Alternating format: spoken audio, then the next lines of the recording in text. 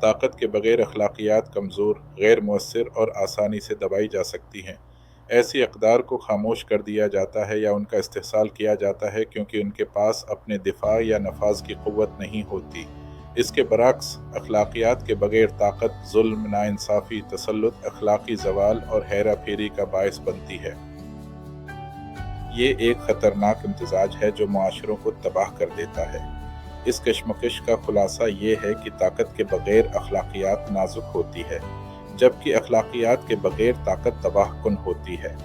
دونوں کا صحیح امتزاج ہی پائیدار ترقی اور امن کی ضمانت ہے۔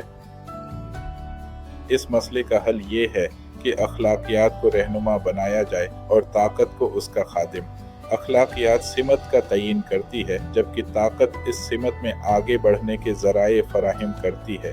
یہ ایک ہم آہنگی پیدا کرتا ہے جہاں انصاف کا نفاذ ہوتا ہے، کمزوروں کا تحفظ ہوتا ہے اور سچائی کا دفاع کیا جاتا ہے۔